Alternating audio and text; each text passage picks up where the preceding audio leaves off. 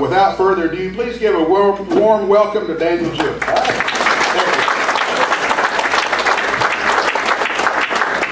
All right. I was just thinking about this. It's been 20 years since I joined GAHI. Rod Harrison, you remember I actually went out on 2 home inspections with you. That was great. It's been a great organization for years. So for those of you who are new here, I mean, a lot of us have just been friends for years, and it's just a great place to come and actually have somebody listen to you about the things you find on inspections and be excited with you. So pretty wild, isn't it? So anyway, well, without further ado, we're here to talk about framing issues. Is this too hot? Is it good? Okay. So we're going to talk about framing issues on houses. I came up to Atlanta earlier this week, and I did 2 classes for the Greater Atlanta Home Builders. Just to let you know, there's a great respect for GAHI inspectors, and a lot of their contracts, they list a requirement that you have to be GAHI because they know that there's a focus when the inspectors come in, and you're not looking for silly little items that just don't mean anything, that get people worked up. And they genuinely appreciate, and I know you're going to find builders that don't, but most of these guys really do appreciate coming in because you know what? You're free quality control. They don't pay for it. They don't have to come back and fix something later at their at added cost because they go in when somebody's living there. So just be aware that this organization, I mean, it was started in 1989, and all the people that came before have built this to where it's at today. So if you're thinking about joining, it's a great group. So without further ado, let's jump in. Want to talk about GAHI framing inspections.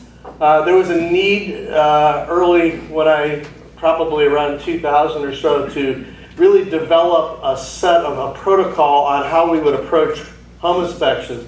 GAHI was formed in '89, and I think it was '93, wasn't it, that you had to have your code certification by, and that in those days it was the CABO.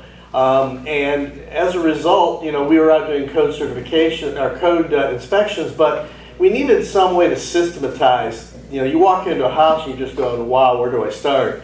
And so a group of our guys got together and began to put things in order so that we could, be a little bit more directed as to what we're looking for in houses. So one of the things I want to talk about, when we're doing a GAHI framing inspections, what are your means of support for doing your inspection? Well, first of all, the codes that you use. All right, I'm going to pick on somebody. What are 4 primary codes that we use for residential inspections in Georgia that are mandatory codes?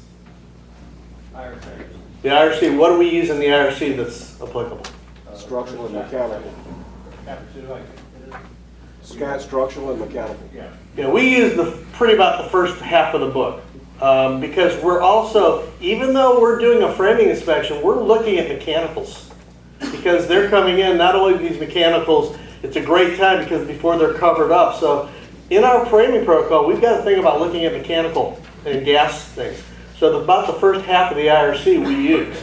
And then that leads us to, well, we use the International Plumbing Code, and we use the National Electrical Code, and we use the Energy Code. So there are multiple codes that a residential inspector uses in Georgia. It's a little unique. In South Carolina, they use the whole IRC, and it's really hard to get your hands around because the NEC is so much more focused and stuff. And the plumbing code has quite a few more items that the IRC just doesn't have.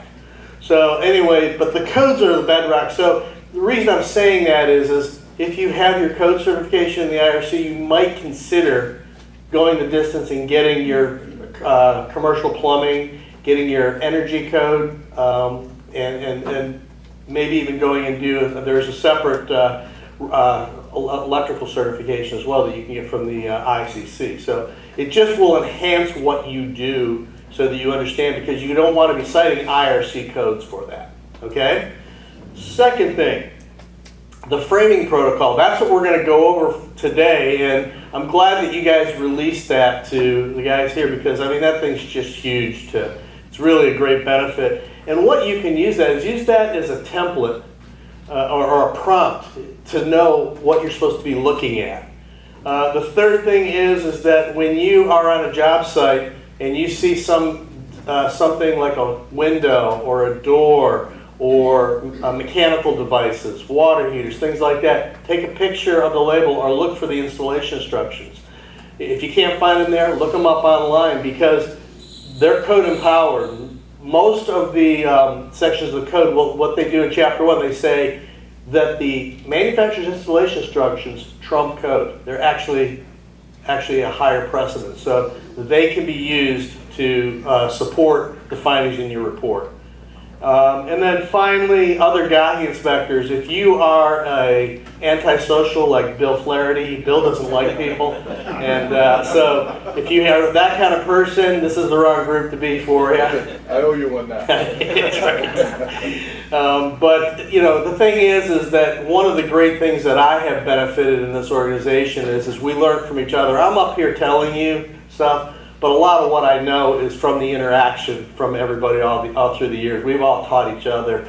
And what I would also recommend is get to know some people. When you build a relationship, you can send an email out or maybe make a quick phone call to somebody as long as you don't wear them out. But you can actually have a relation where, hey, I looked at this on this picture. Am I citing this issue correctly? Is this an issue or am I making a big deal out of nothing? And that's huge because one of the things you always want is credibility in your report. If you don't have credibility, there's a tendency of like you have one or two items, then your whole report can be dismissed. So you want to try to get it right. So anyway, these are your supports to be a GAHI inspector. Obviously, we do know what this is, right? Okay, just checking. So this is the code we're using, and what's really one thing that is of value in Georgia, Georgia tends to, instead of every 3 years changing the code, we tend to go 2 cycles, okay? We will not adopt the next IRC until the 2018 version. I would be surprised that it doesn't happen until 2020.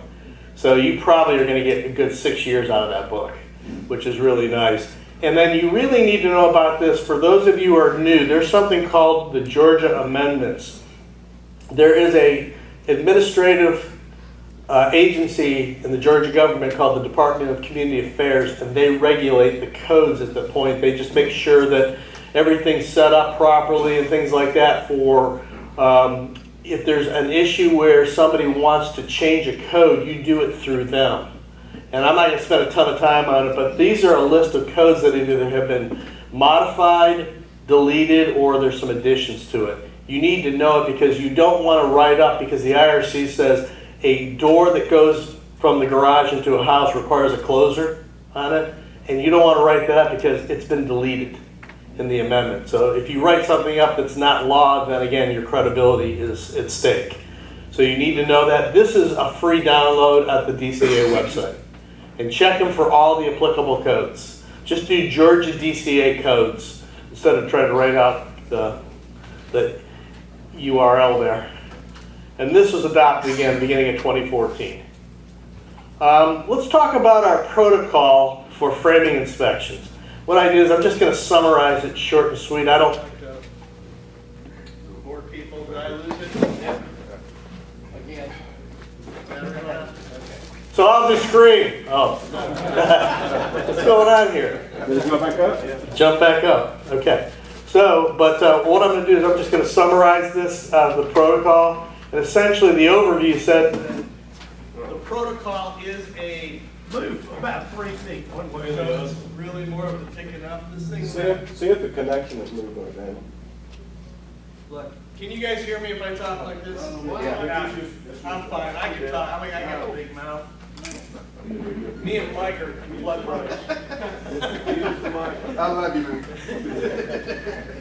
So what I want to talk to you about is that the protocol is a brand that establishes GAHI model. It's a code certified model. That's one of the things, one of the things that I've learned to do is I've learned to respect. There's other code organizations like Wisconsin ASHI. ASHI's a great group. There's a group called Notch. You got other groups out there. You can pick people apart for how far they go or this, that, but they're all organizations that care enough that they've created a protocol. So you got to respect them. One of the things that's nice about us is we stand out because we require our membership to be code certified, and I think it does two things. It gives us the ability to have a knowledge base that other people might not have when you're looking at new construction. Second thing I think it does is I think it makes us better inspectors on older construction because we understand how all the constituent elements all come together. So one thing that's really kind of nice, but we are branded as a code certified organization. And it's the minimum requirements in this protocol for us to set, to report, or describe conditions that affect property and human safety. So if you just kind of summarize it, we're looking at the property, structural integrity, and are people going to be safe? So I mean, it really is a noble cause when you think about what we do. And it's really directions for the gold standard, because I think GAHI is the gold standard. We back? Thank you, sir. I think there was a magnetic storm from Mike's thought. Took all the energy out of my battery. You just ran out of time. That's right. So let's go on a little bit. I got to talk a little quieter so I don't blow out your eardrums. So additional benefits of the protocol. It's a checklist for you. Essentially, you've got a checklist when you're doing inspections. And for when you're actually doing the inspections, it's a standard for your contract. You might want to put this in your contract. I have it in my inspection contract that when I'm doing the framing inspections, I follow the protocol, for framing inspections. That's from GAHI. And then it gives you the code references. That if you want to write your own report and put the code citations in your report, you've got them right there. Or if you want to look something up because you go, what code is that? How many times have we been sitting there at 8 o'clock at night trying to write a report and go, where's that at in the code? It's there. It helps you. You'll find enough of them in there that really will help you along. And then it's also a reminder of how many possible code violations you can find out there. And this is just a page of what the protocol looks like. I mean, you can see that you get general design requirements, stair headroom, stair riser and tread depths, safety tempered glass. We got stuff on chimneys, fireplaces, floors, things like that. So it's got a pretty good comprehensive list. So what I want to do is I just want to lay out what the outline is for today. This is a process. This is a sequence for what we're going to look at today. I'm going to talk about load path evaluation. I'm going to talk about wall framing. I have moved this because every time I've ever done these things, I typically do wall framing later. I'm doing it first because that seems to be a lot of questions. We're going to look at floor framing. We'll look at attic framing. And then we'll look at foundations just briefly, and we'll look at some exterior roof and miscellaneous. And one of the things I just want to take the time to thank you for all of you who answered the survey, and for those of you who sent pictures that I've been able to include in the report. And it was really helpful because I wanted to make this presentation more focused on where you're finding issues or you want further explanation of stuff. So a lot of this is built because of the feedback that I have had from you guys. So let's talk about the load path evaluations. And we can obviously, this is a custom house over off in Sandy Springs, and you can see that the roof is a really low pitch roof, and you got a chimney chase here, and they're not picking up the loads, they've just nailed them into the framing members in there, and these members are not sufficient to support them. There was deflection. So the builder had to come back up and run verticals all the way up there to LVLs that were already down there. They just didn't put them in. But look for things like that, the real obvious issues right there. One of the things that I want to do is this. You're always sometimes looking for a code and you have a situation where you can't find the precise wording. And it bugs you a little bit. But know that in Chapter 3, in the foundation, the floor, the wall, and the roof chapter, there are general codes that talk about you have to have a continuous load path to take the loads from wherever it starts through the elements down to what? the earth. Did you know that the code actually even addresses the earth? There's presumptive load values for soils on chapter 4 in the foundation chapter. So it actually addresses that issue in there. It's part of the whole thing. So you got to get your loads down to the ground, whatever it is, if it's clay, rock, whatever. So this code is really helpful. If you find something and you don't find the correct words, you know, to actually match exactly what you're trying to say in the code, because we're always looking to be attorneys almost, and we don't need to be. We just need to be careful about what we do, and we're generalists. But this code right here is a great code for you, R301.1. And what it says is buildings and structures have to be constructed to safely support all loads, provide a complete load path for the transfer of loads from where they start through the load resisting elements. And I always ask the question, what's a load resisting element? Column, beam, stud, floor joist, anything that's holding weight, you know, to the foundation. And we've talked about the foundations of the earth eventually. So that's nice. And then we talk about what loads, we got the safely support those loads include a dead load. What's a dead load? Everybody know anybody not know what a dead load is? We all know? Cemeteries have a lot of them, right? So dead load is the weight of the construction materials. Okay? Live loads are people or movable furniture. Roof loads, we use the term roof loads. There's two ways you can look at roof loads. In Georgia, because we don't have snow, we use a live load number for how the rafter deflection criteria is all designed. Up north, you'll use snow. Flood loads. How many of you have done flood properties over the years in Georgia? So we got a couple of them. You're going to find them in areas where there's rivers, or those low areas in Smyrna where that flooded out the school and the neighborhoods and stuff like that. But you don't see as many around here. I have to check the FEMA maps all the time where I'm at. We don't have to worry about snow loads, but we do worry about wind loads here. What's the design criteria for wind that we actually design our structures at here? 90. Yeah, 90. We went up because we just have better materials. Technology got better, Robert. You didn't know that, did you? You buying it?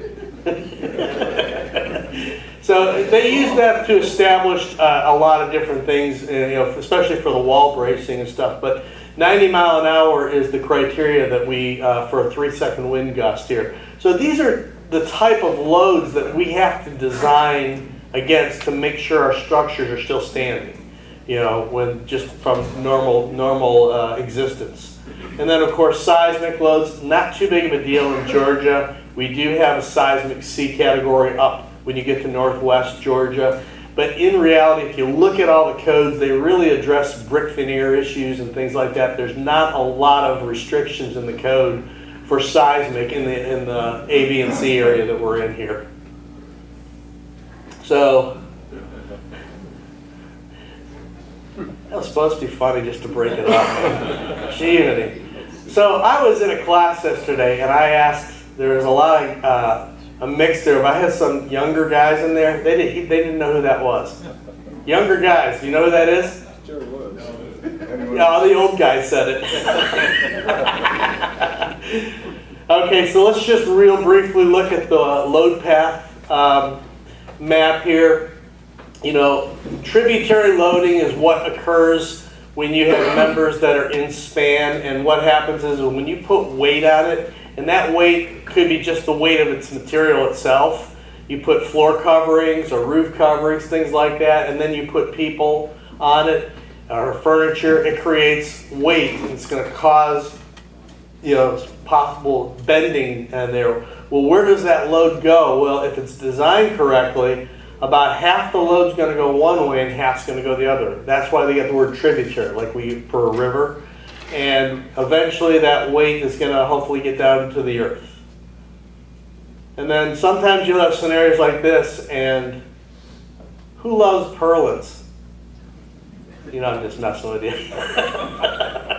So sometimes you'll see scenarios like this where we got purlins with braces support, and there's nothing down below there. So, you know, especially in a big vaulted room or something like that, and you'll see that. That's what we would call an interrupted load path.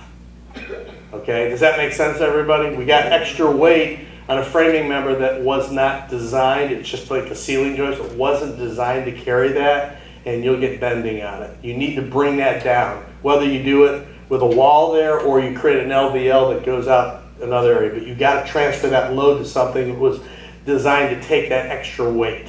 Okay, make sense? Am I boring you guys yet? Okay. Yes. All right, so one of the things that I do, and just because I do it doesn't mean it's great, but it's just the thing that I get familiar with a house when I walk in. And I gotta say, I don't know about you guys, but I've been doing this for 20 years, and I still love going out and inspection. It's fun finding stuff, it really is. Report writing sucks, but inspections are great. So one of the things that's fun, and I can get rid of this fat belly sometimes going up and down the stairs. I'll go up and down the stairs and I just watch, okay, where's the load start and where's it go down? And so I'll just look, and stairwells are great because you can look down and figure out, well, where's an LVL coming across and carrying a big load and dropping it down to? Because then you want to go, okay, we got a load come across there. What's down there in the basement? Okay, or down on the floor below? Is there something that, you know, is being picked up, or is it just sitting there? And you know, again, you can see in this scenario where you got this big open area, you got LVLs coming from one direction and another, all coming over on this little small section of wall. You hope that something is down below. And those are what we would call point loads. In this case, the LVLs. And LVLs are laminated veneer lumber, engineered lumber, and they are designed to carry a little bit more load than conventional lumber. You look down there, sometimes you'll see the floor bellied out. It's bellied down right there, and that's your first clue that there's something wrong. So look down there and look down below. And in this case, there's nothing there. That light fixture ain't doing it. You know, it ain't getting it. So, but again, you got this, and sometimes it just is a matter of just picking up, you know, some studs or maybe blocking, you know, that goes across to transfer that load to the top of the wall plate. And then if you're going to do that, maybe you need extra studs down there. But you have to take everything on a case-by-case scenario. But that's your biggest thing, going up and down the stairs, because I have to do it multiple times. You got to go up and down because you're focused on one thing, then you go look at the other side and stuff like that. Here's a typical scenario of what I was showing you in that illustration that Paul loves so much. That purlin. This is a purlin up here that is picking up the rafters, and this T-brace is coming out, and it's sitting on a ceiling joist. Can't do that because that ceiling joist was really just designed for a specific span, and it was only designed to pick up the gypsum board ceiling. Is the house going to fall down? Let's be proportional. It's probably a good thing just to say that because, you know, I got to tell you, when I go to these builder things, I get these reports, and they're not GAHI reports, thankfully, but they're funny because these people make it seem like the house is going to fall down. They're not going to fall down, but what may happen is you may get some service cracking. That ceiling's flexing so much it cracks, and then the perception of the home buyer is my home inspector didn't look out for me, the builder is a crappy builder, and all that. So this is the kind of stuff you want to catch, and then, you know, you catch it, and then they can address it and, you know, transfer the load out to other areas. Sometimes it's just a simple thing like a ridge and a valley brace that the code requires you brace that intersection, and they brought the load down, but the problem is that there's one stud there. You know, it should have been more because you got a load picked up right there. Isn't the header taken across though? There's not a header there, isn't there? It might be, it may or may not. I raised the question. And that's another thing too. What I'll do is I'll say, recommend confirming that this load is carrying the load path down. Sometimes it does, sometimes it doesn't. And in most cases, builders, they'll put a stud in. It's done, you know? I just don't know. I mean, the worst thing you can do is going to get that dreaded call. You know, you looked at my house and I'm having problems here. So you put it in there. This is a little bit more obvious here. Gary Edge picture. Gary, remember this picture? But you see you've got a collection of floor loads in here over this garage header, and you've only got one cripple stud right here. You know, you should have had more up here.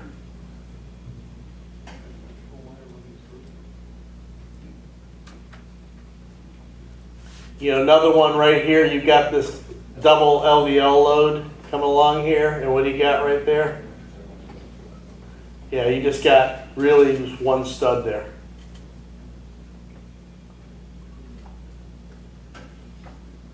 Same thing here. It's kind of like being on 85 and then being down to one lane, right? You can appreciate that. Yes. If you just added another stud, it would fix it. Yeah, most cases. The stud support has to be at least as wide as the beam. Correct. So I'm a new inspector, so help me out here. How does this stuff happen if an architect draws plans out? Okay, one of the things that you never ask is how does it happen or why does it happen? It happens. It's called the phenomena of the universe. You didn't know this was going to be metaphysical, did you? Yeah, well what happens is you got all kinds of things like that. Plans can be modified. You got human beings that are actually building it. It could be Friday, they got paid at lunch and didn't come back. It could be just simple things that ran out of materials. It's just usually just human error, and most kinds. And engineers may design, but plans are not required to be engineered in every jurisdiction around here. Okay, architects will have a little disclaimer on their plan that we are not engineers. It's up to the builder to follow applicable codes. So that's kind of what you're seeing, and so there's just so much vagueness in there. That's why we have a job. Right. So I remember early on when I would be in some of these forums, and you remember how we get in. There'd be these angry inspectors. We gotta get these guys, but it's like they provide us with work. Come on, man, this is great, So it's no big deal. So I mean, it's just going to happen. It's just normal function. I mean, I think if you go into any businesses, if you don't have quality control systems set up, your products are going to come out poor. Yeah. And that's just it. So because of the construction industry, we don't have pre-manufactured houses that are being built all over. That's such a small segment. Most of them are just built from scratch. That's why we're always going to have mistakes in the way. So, anybody have a question? Yeah, Robert. Or is this an opinion? Typically, when you get a set of house plans, it's a design set of plans. They never do framing details like this. It's Yeah. all left up to typical framing protocols, which the guys in the field either know or don't know. And how do you know this? What is? I'm the architect. Thank you.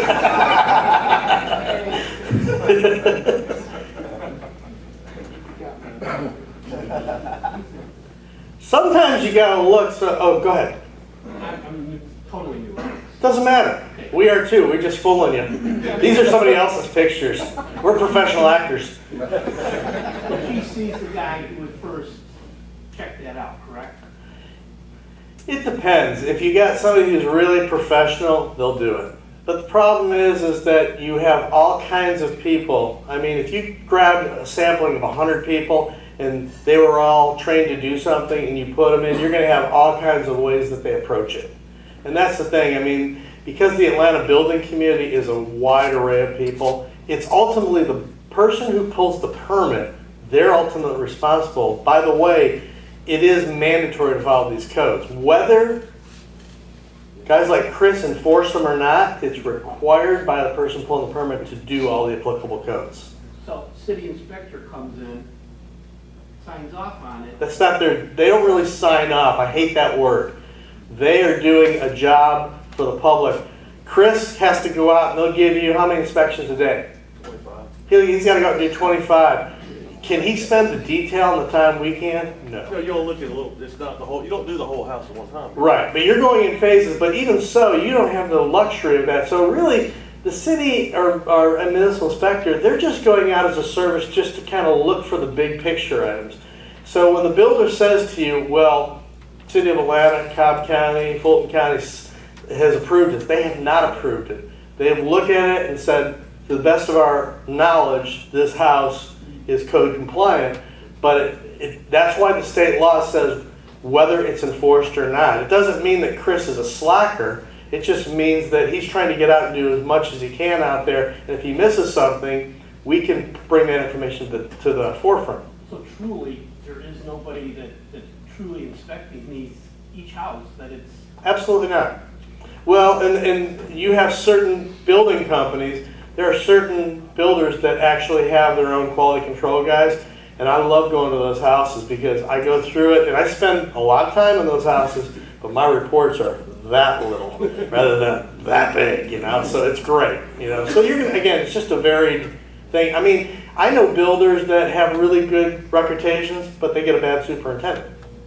so, let's say I'm certified at doing this and I go out, aren't the builders gonna like wanna kick my butt out of there? Most of them not, because what I would tell you is go in with your hat in your hand, recognize that that person owns that property until he conveys it, in most cases, to the buyers.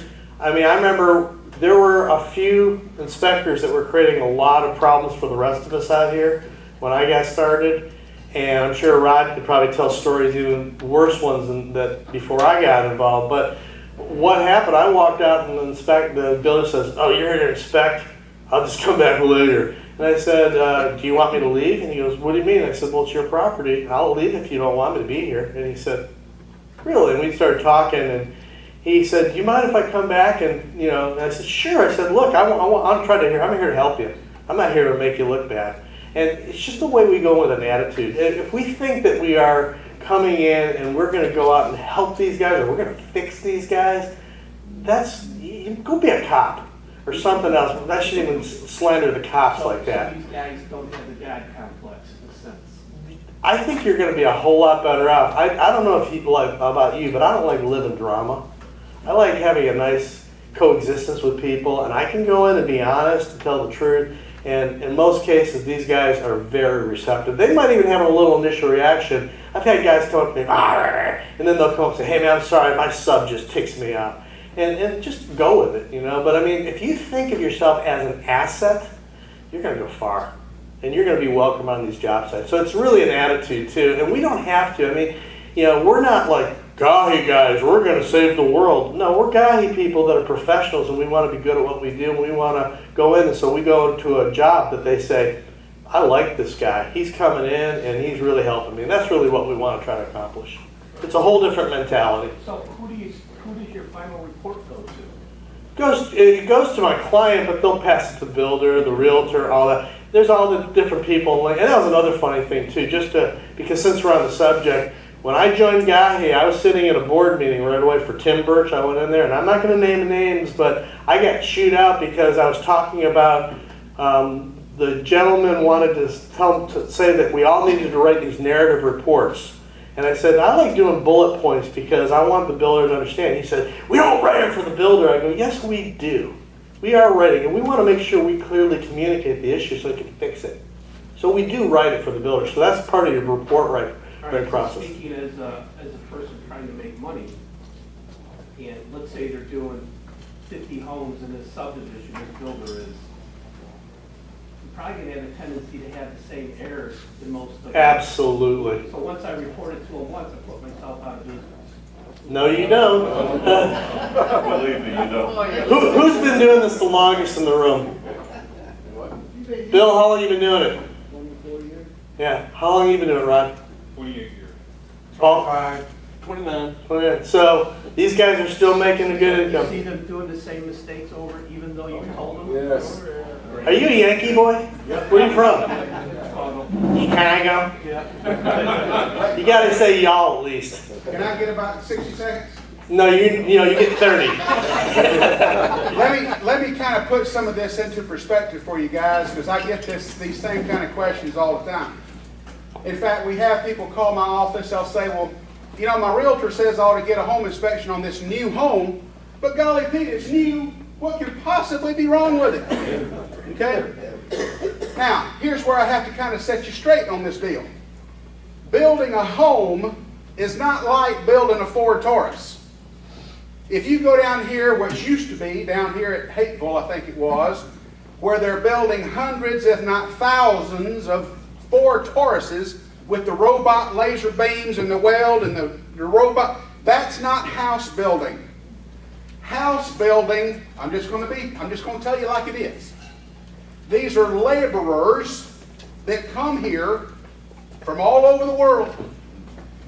This house was built by a crew that was available back in February to put this house together. If you were to walk onto this job site while they were building the house, how many of you would say that you would find the 3-foot by 4-foot blueprints and 3 guys looking over the blueprint and looking and making the house per the blueprint?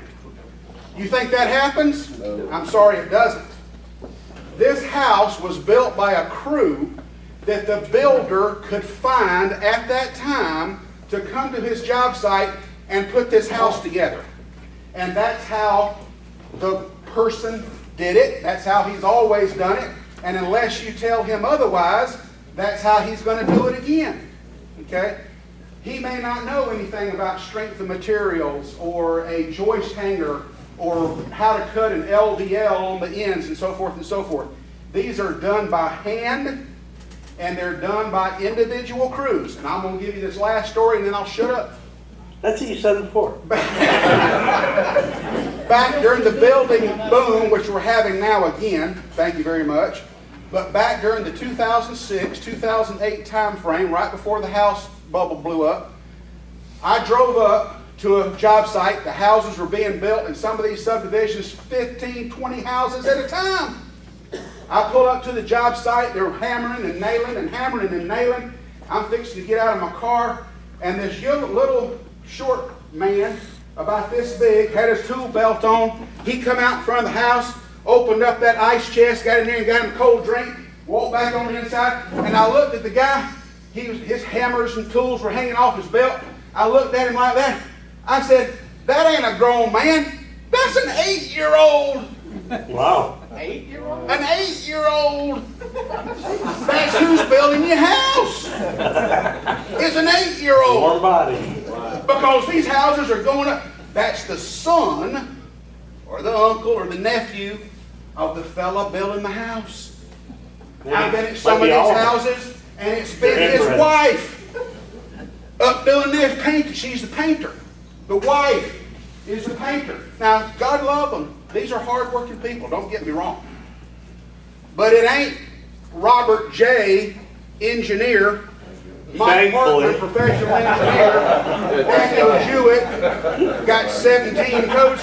That ain't who's out here building these things. It's your 8-year-old and your nephew and the wife doing this. So yes, you will see this. A lot of times, the superintendent looks at, he's only been at the job site 4 times, and more importantly, the superintendent that's formed that house, that's the first time he's looked at that house because the company had him at another subdivision last week, and it's just this week that he got that subdivision. And I've been to job sites, and he says, well, I hope he's found some stuff because I ain't never even been in this house before. They call that blow and go. That's the word. That's everything you said. I'm out, guys. Good or bad, so let me just put it, that's what you're seeing. It's not a force. So let's just summarize by saying there's plenty of work for years to come. All right, so this is a scenario that you're going to run into a lot of times in basements where, and boy, I do miss basements here. I got all crawl spaces. So, but you got all the ductwork put in. And so, you know, there's limitations, but you really got to kind of look around in here, and I kind of got lucky on this one. But there was this is above a front entry area, so you had some loads coming out for a big archway and all the tall walls and everything. So you got some good sized loads, so they put the LVL in here. But, you know, when you look out a little closer look at it, there was a concentrated load on there, but the problem is, look how they're supporting it. So, I mean, you know, and again, you just got people that something didn't line up. They didn't read the plan. The guy didn't build the wall exactly where it was supposed to be in the basement, and that's how you adjust it. Because again, you're dealing with substandard labor sometimes, and they just are doing the best they can. So that's why we're there. Again, don't get upset about it. We can laugh about it, it's funny, but don't get upset about it, man. We're helping out, and it's work for us, you know? And then sometimes you have early failures. There's a big load above here. I wish I had the other picture, but it's actually starting to pull away on there just from too much load being on here. And then what's going on here, Gary Edge? Explain what's going on. Here, I'll show you this. Not enough nails. There wasn't enough nails? Gary, this is your picture. Oh, come on. So you had a whole bunch of these pictures where these studs, they didn't have their stud stretcher, remember? What do you think happened?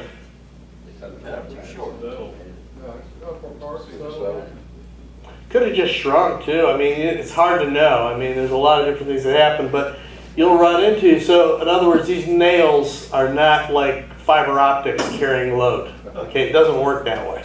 Okay, so you really need to have something more substantial. And then, do you know what the design value is for great stuff? It is insulated though. And what's this, Bill? Gee, I don't know. All right, let's talk about wall framing. What's going on here? Quiz time. What's going on here? Why do I have a tape here? Not 24 offset. Huh? What about it? 24. Well, what is it? Who said that? What is it? 24 inches. 24 inches. Why 24 inches? You gotta carry 2 studs. And more. What else is going on? Where's that at in the code? Chapter 6. It's in 2 places there. One place is called the fasting table, where we're going to. So, huh? Yep. The issue is that this is got wall bracing where a wall is being pulled apart. The splice at the top of the top plate and the bottom top plate are required to be 24 inches apart because you're required to put 8 nails in there. 8 nails go in to work that splice to resist the pulling forces of a wall. That's what that's for.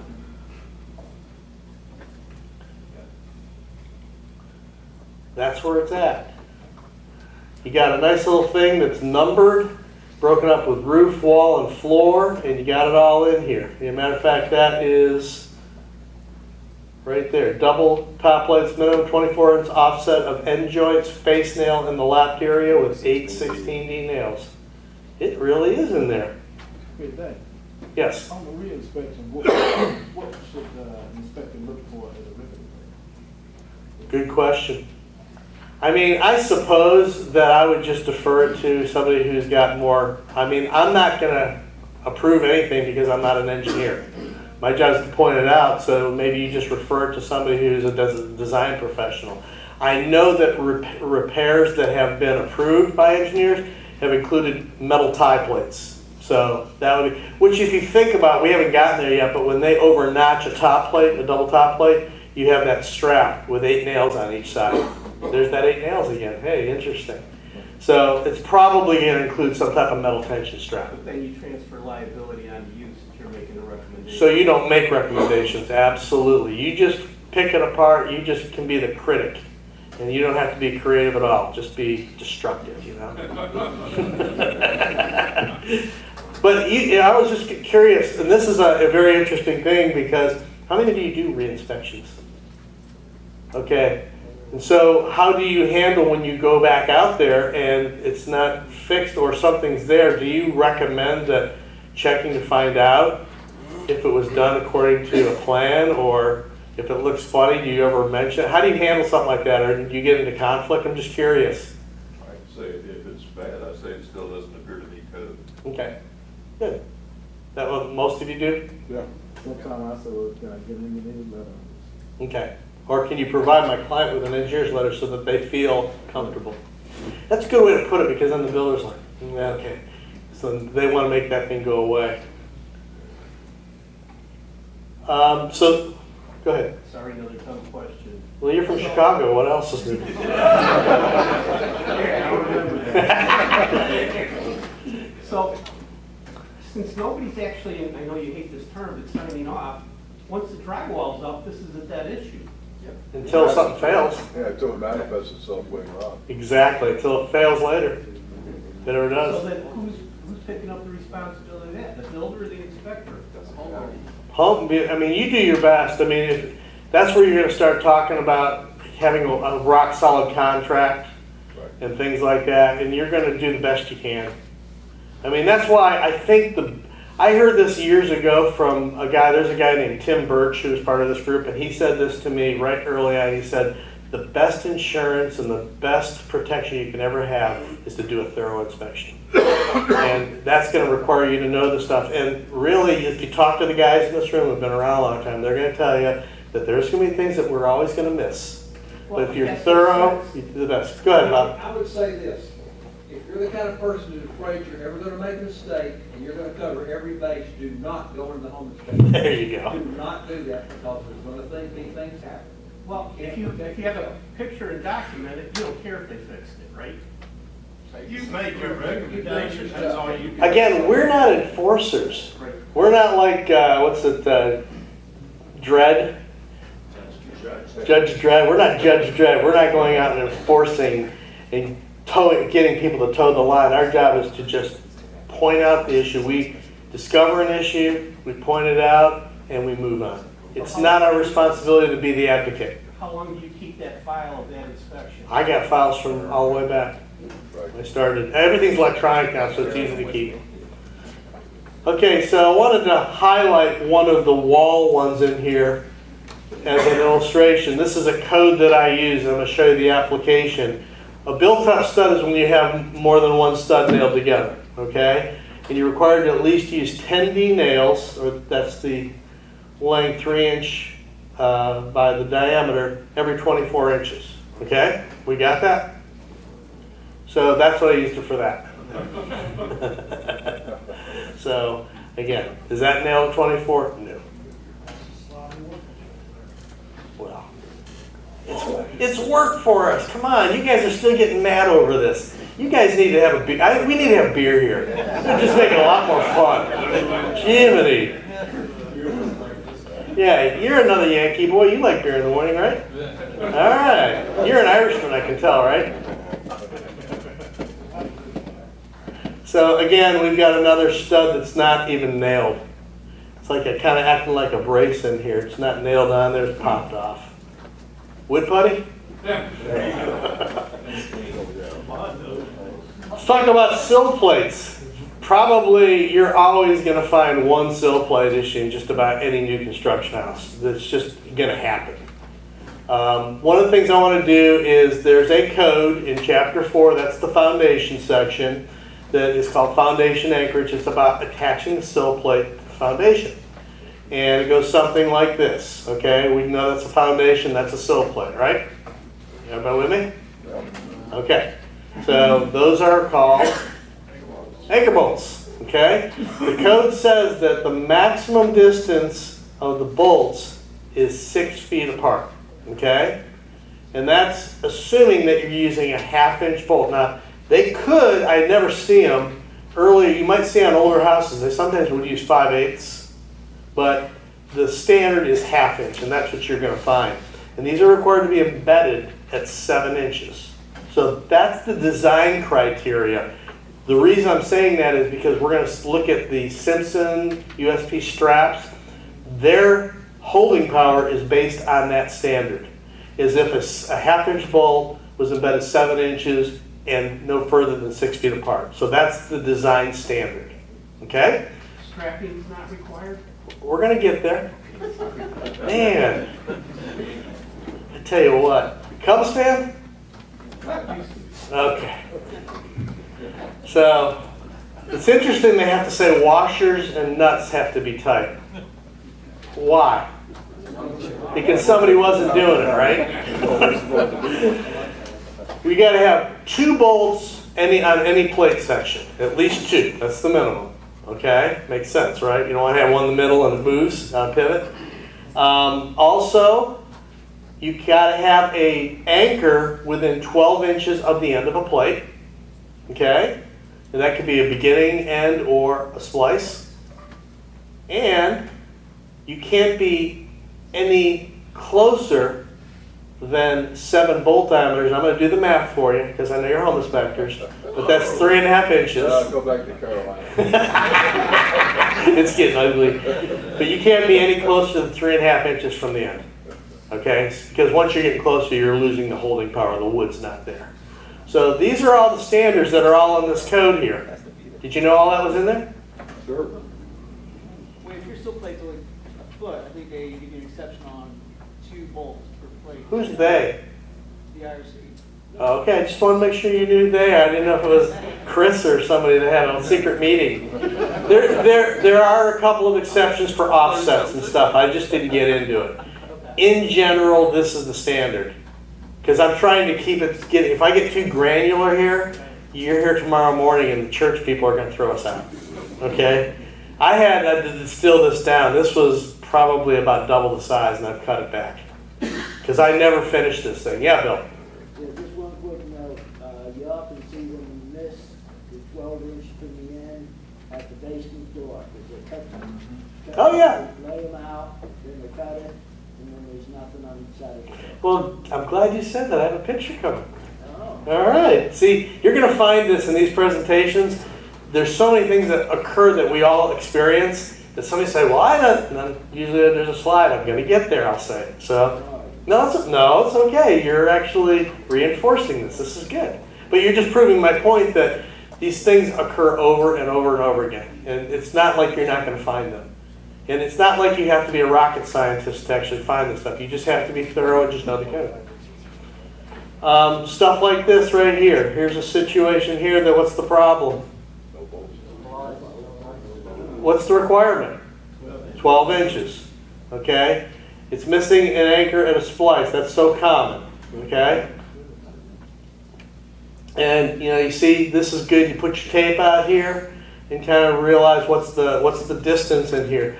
Now in this case we're dealing not with bolts, but we're going to deal with the anchor straps. And I'm going to get into that real quick in a minute and look at that criteria. But what about the spacing? We know what it is that 6 feet is the standard, but when you get the straps, what is it? So we're going to look at that. It's got to always be equivalent to that. Okay, that 1/2 inch bolt every 6 feet. So this is Simpson's product that you'll see a lot of these MAB straps. They're probably the most commonly used when they embed this in concrete.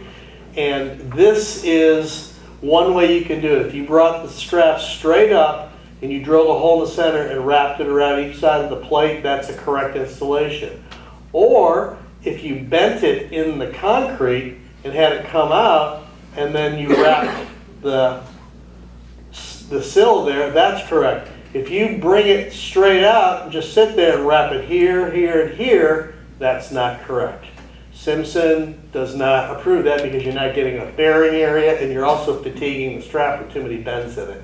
This is probably 99.999% what we see. Yeah, absolutely. It's always, this is what's done. So you're just going to write it up all the time, but I think that's also, you were saying that you're talking about, aren't you worried about missing something? Well, if you got obvious things, just write it up.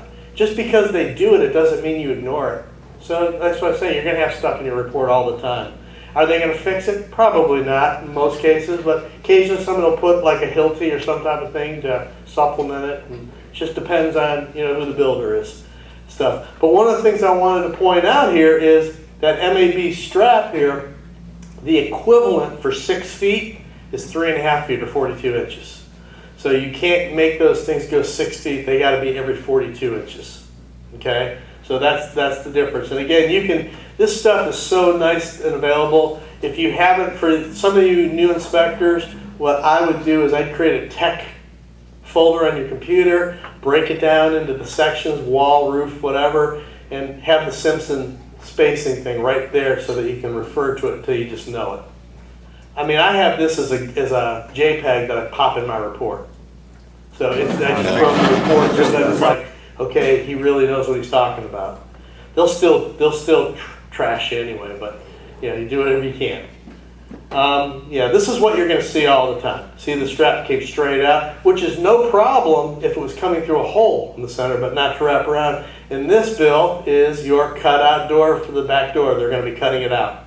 They pulled it out there, and they just put an OSB up here just for to block the door. But that's exactly what they did. They cut the back door out, and now you don't have a thing. All they got to do is on the other side of the wall, they're going to put a supplement, that's an approved anchor. No plate, no foul, right? And then right here, this probably, they ran out of 2x6s. I mean, that's really what they did. They just had intended, most of the house was 2x6s, and then this was a small area in a garage, and the guys mass producing it, they just put them in 2 wide. So one of the things that you're going to see all these little names and numbers, and you're going to go, how am I going to remember all these different things? Well, we know that's not right, and this is correct. And what the anchor is, this is an MAB. How do you remember it's an MAB? Because I can say that my anchor's bad. That's how I remember it. My anchor's bad, so I can always remember that is the anchor that I look up on the Simpson chart. Okay? What I'd love to see, and I know some builders that have gone to this because it's a little bit less likely to be installed improperly, is when you use another Simpson anchor, is an MAS, which my anchor's sweet. Okay? So that's a good way to remember. That's how I remember, yeah. How do you tell the difference if you're doing the framing inspection? Of what? The improper way and the proper way. Well, if it's coming up on an angle, it's going to follow. Usually, when you see this, that they don't go all this way. They usually actually stop right over the edge. If you've bent these out, they're going to go farther up around the top of the plate. But when they're just barely over the edge, more than likely they're not. And that's part of the problem. They've got less surface area that they're holding the sill plate. It's usually just on one side too, isn't it? Yeah, you'll see that too, just that it's on one side. They have a minimum number of nails. Yeah, you got to fill every nail hole. Every nail hole. That's why they put them there. And so it's a better alternative, and that's what my anchor suite are, okay? So what it looks like is that's how it is, and so it's anchored in there, and it's pretty easy to fit in there, and you're not trying to go both sides, you're only going one side. It's a little beefier, and it's really a lot easier for the install. Yeah, Bill? Does the spec say it should be come from the outside or from the inside? I don't know. I think it's usually, I've seen them on the inside, and I think it's okay. Because it's really trying to do a length longitudinal thing, because its idea is that your wall that's braced is going to push this way with the adjacent wall against it. So that's what it's for. So I'm thinking that it doesn't really matter, either side. Are those 42 inches well? Who said that? Gary. I'm glad you asked. Thank you for moving us along. There you go. Well, wait a minute. We got to answer this. See that? These are every 6 feet. So these are equivalent to 1/2-inch bolts. So you can actually put them at the same designated place. Yes, sir. One of the things I found when doing inspection when they're using these hangers is they never fill all the holes. Yep. So just maybe fill 2 or 3 and that's it. Fill every one. So can you say? Start by the manufacturer. Whatever the manufacturer tells you to do, you gotta do it. Can you say that they're holes for not doing it? Can you say they're holes for not doing it? He didn't get it. Anyways. You from Chicago? You from Chicago? Huh? Cedartown. Cedar Town? Yeah. I'd believe it if you said it like that. There you go. You gotta learn not to listen to that. This is just a good illustration on how to illustrate this in your report. Just to show that it's not there. What caused this typically? They didn't know where they were going to be exactly, or maybe they're just the plates. They get a certain amount of wood laid out there, so they're trying to just lay it out as they pull it off the stack, and they may not line up. So, and then this Russell's picture. Yeah. Russell, were you doing drugs that day? It's a little blurry there. Was that clear to you then? But 2x4 blocks do not equal half-inch bolt at this place. Okay, that's not a correct repair. Okay, we all agree?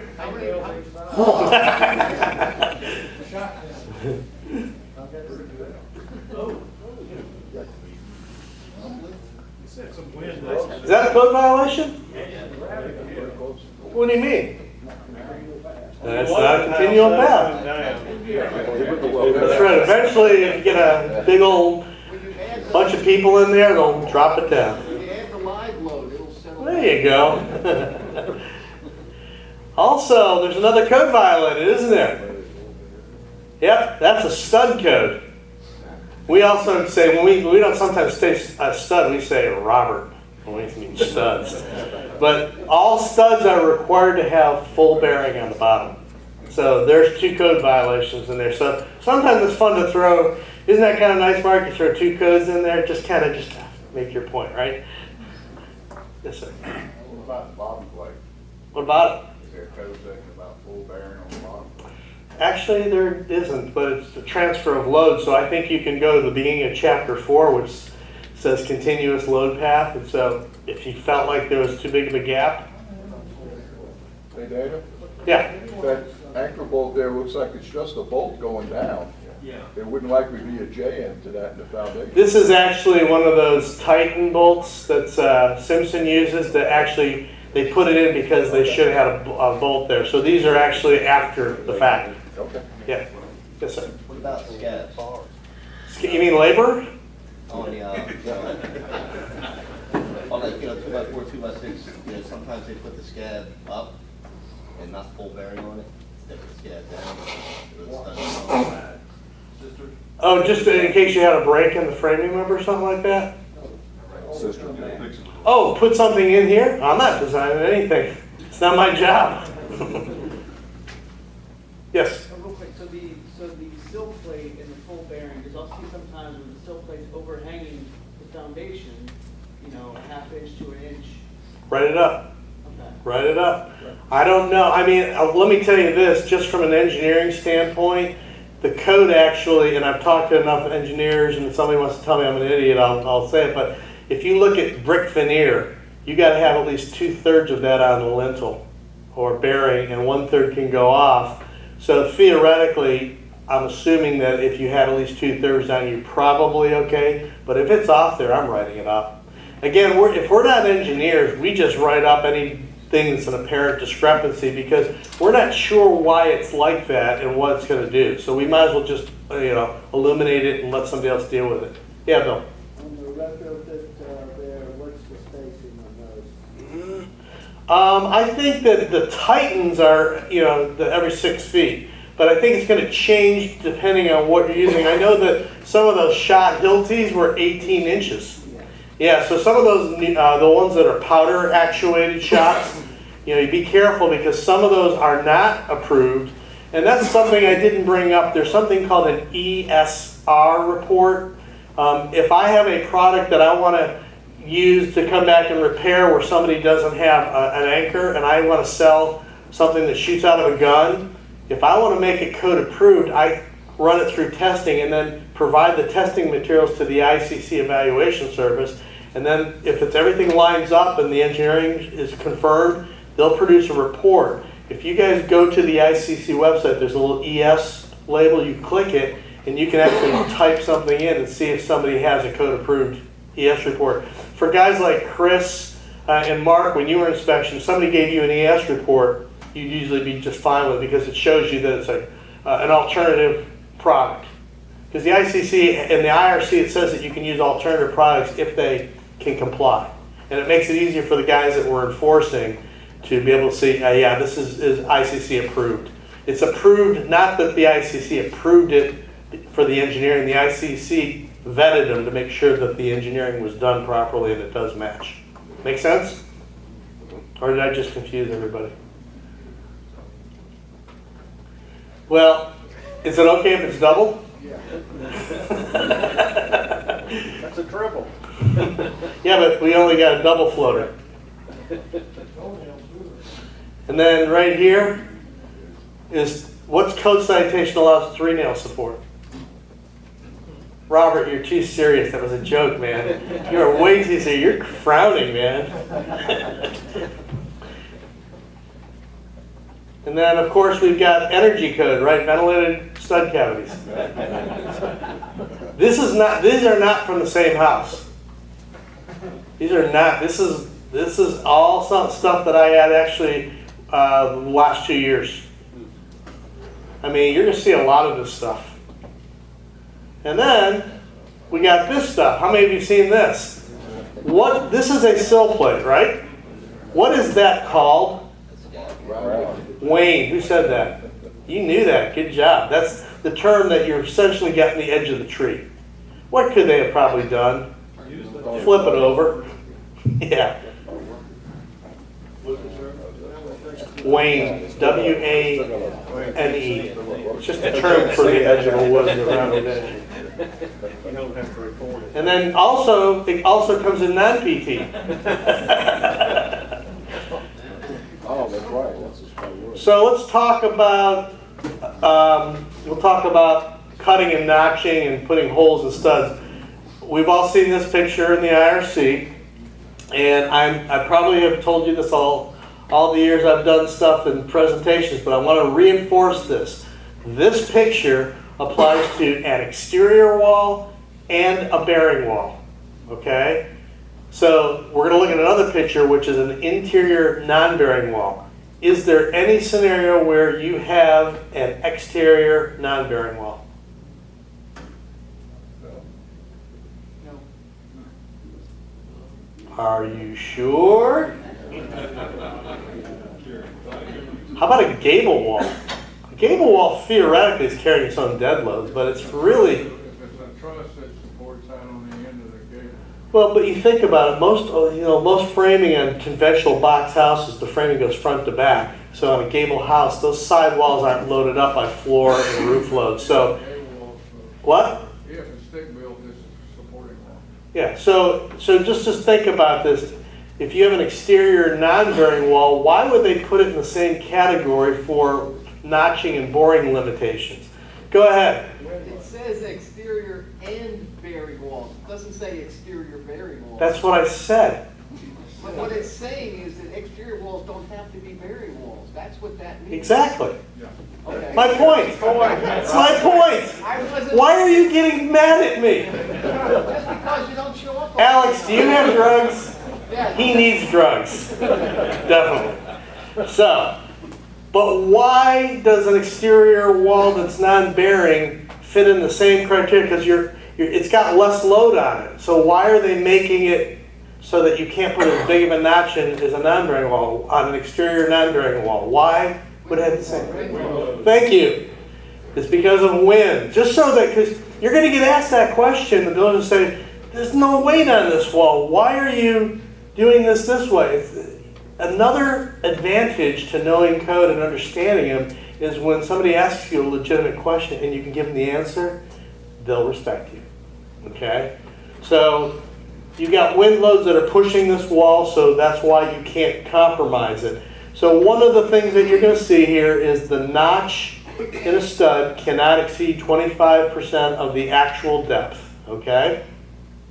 And then also, if you put a hole for wires or pipes, 40% of the stud depth is the maximum you can do. In order to qualify as a hole, you need 5/8 of an inch of wood on the edge of that. If you're any closer, it's a notch, and 40% is greater than 25, and so you're in trouble.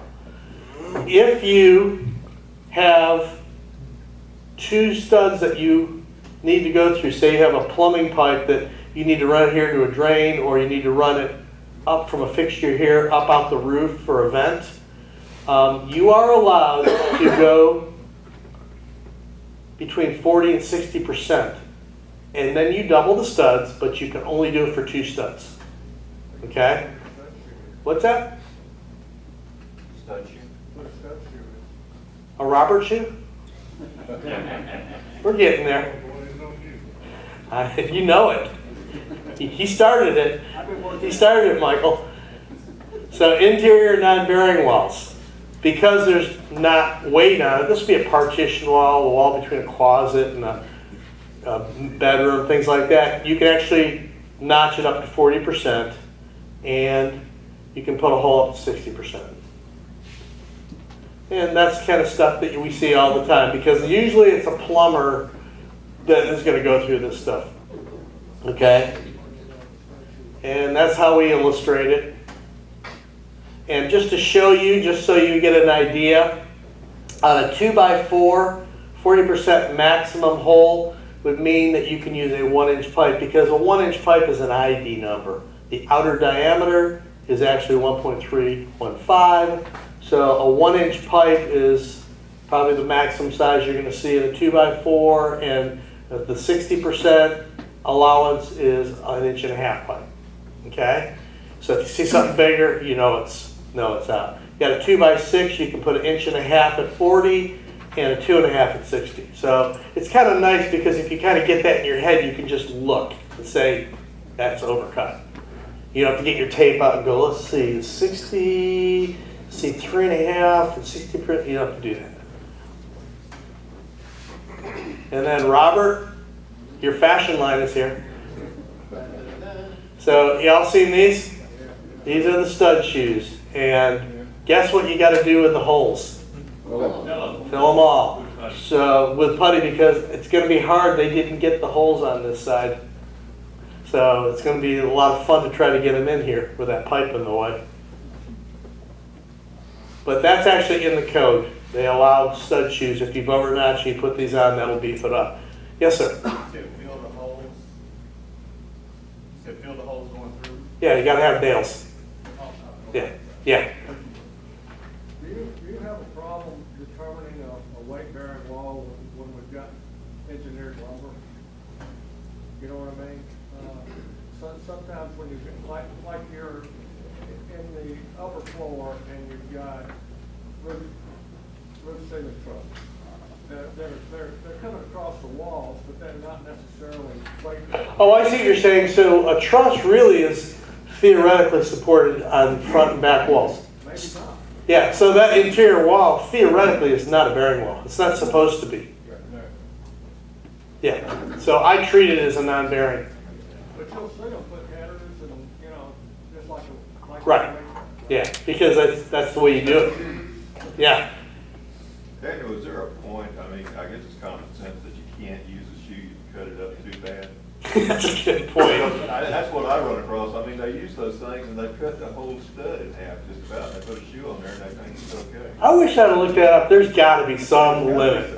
There's got to be a You limit. can't cut the whole stud in half. Exactly. Has anybody ever looked it up? Okay, homework assignment for the next meeting. Who looks it up? Robert. That's a good point. I mean, there's got to be. Simpson will probably only go so far with it. Okay, and this is when you notch the top plate, okay? One of the things I remember, that if you go to the ICC website, you can actually click in, there's code questions that they'll answer.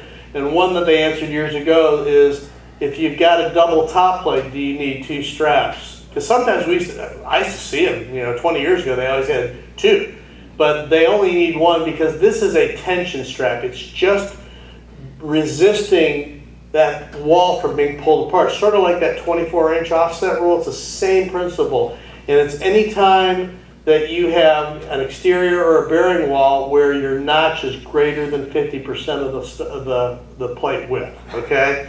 So now you've compromised enough that it can be pulled apart. This is not a compression. I mean, if you have the walls pushed together, it's going to kink and not do anything.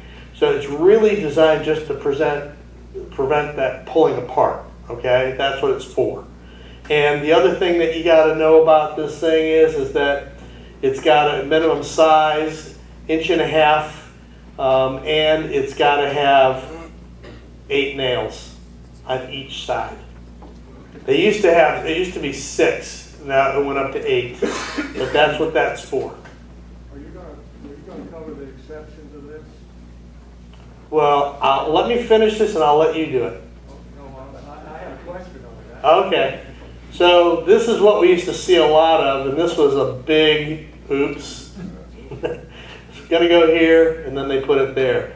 And that's not even proper. Let's see, we got, if we even use the double, we've only got 1, 2, 3, 4, 5, 6. Yeah, and that's really a nail guard. I mean, it is a tension strap, but there's not enough nails.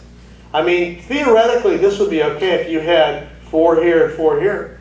It would be fine. But what about here? Yeah, and again, these are just nail protectors. That's all those are.